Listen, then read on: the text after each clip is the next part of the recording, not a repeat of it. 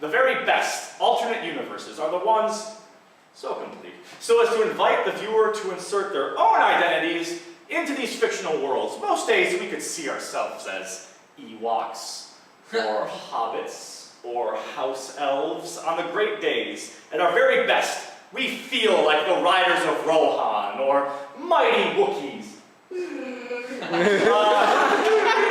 Or at least the club treasurer of the Order of the Phoenix. These universes make heroism a part of the sign-up fee. And when faced with the options, when looking in the face of Grima Wormtongue from Lord of the Rings, or Greedo the Bounty Hunter from Star Wars, or Bellatrix Lestrange from Harry Potter, we know that we could fire the arrow, or shoot the blaster first, or call her a B-word.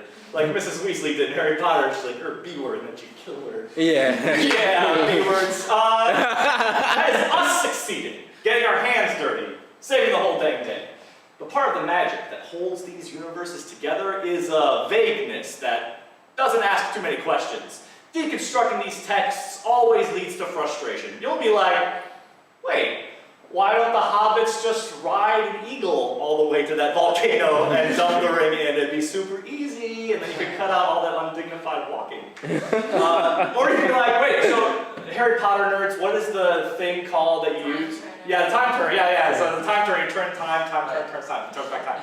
So you're like, oh, why don't we turn the time turner 1,000,000 times, go back in time, and murder Voldemort as a baby? An evil baby who deserves to die. I know that some of us are on different sides of the killing, like what is pro-life, and like abortion is legal, but like evil babies deserve to die. We can all agree that evil babies should be, okay. The correct answer to all of these questions is shh.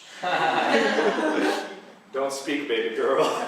Just watch all these tree people beat everybody up despite the fact that they're made of wood! How does wood move so fast? Remember the tree people? Yeah. I'm a tree bird. I'm a tree. Full disclosure here, I never read Harry Potter. I listened to much of it as a book on tape, or I watched the movies, some of them, or I just inferred what I needed to from the obsessive conversations of close friends. Now, before you stab me in the neck, please know that I did read the entire 7th book from cover to cover. It was one of the most important experiences of my life.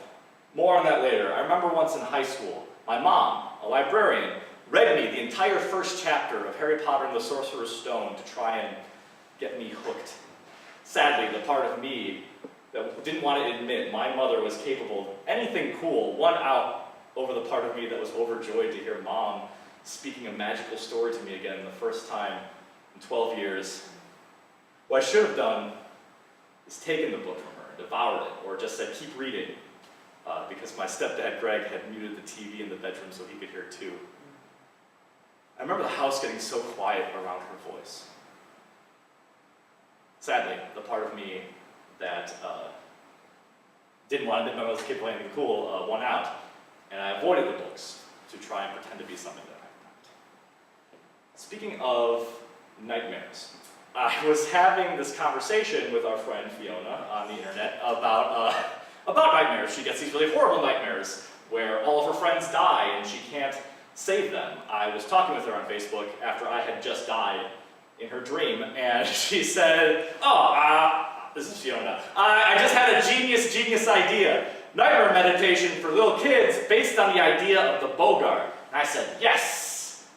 What is a Bogart? And she said, do you even read Harry Potter? Who are you? Bogarts are evil spirits that take the shape of whatever it is you most fear. They lurk in closets and cupboards. And what you do is you concentrate on the Bogart, and you think about something that is so ridiculous that can't be taken seriously, and you point your wand at the Bogart, and you say, ridiculous! And then the Bogart transforms, and everyone cracks up. How can you not know this? It's like your whole shtick. And then I said, ha ha ha. This is great, because I agreed to write this essay for the show, and I only ever read like the 7th book. And then she said, because she was disappointed in me. I said, but this is awesome, because I'm going to steal that for the show. And then she said, duh, you're welcome. And I said, yay! And then she said, if you need the source text, it's in book 3. And I said, thanks, but I'll probably just directly copy and paste this conversation into the piece.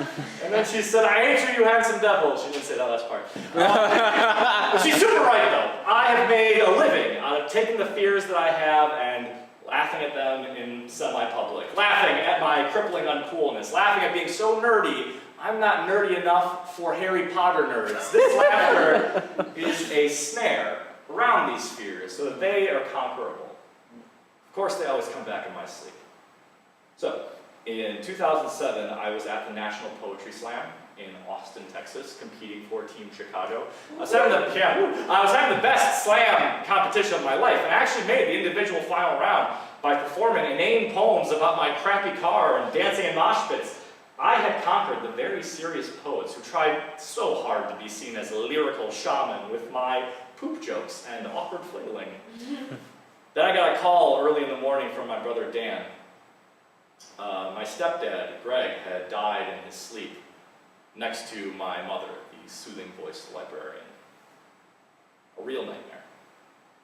A fear that makes being top 10 in a made-up poetry competition seem so plainly stupid.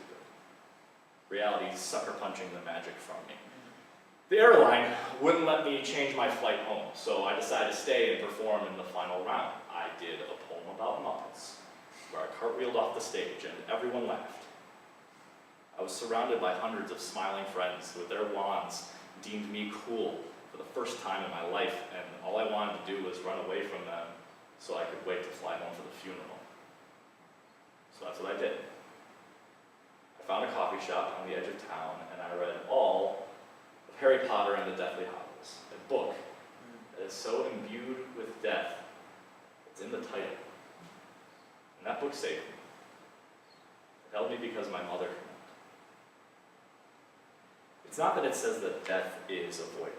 It says that death is a part of all of our stories, and we can either face it or eat it. It makes death ridiculous. It was the only meditation I had to keep my mind from them and put a container around my nightmares, made them tolerable.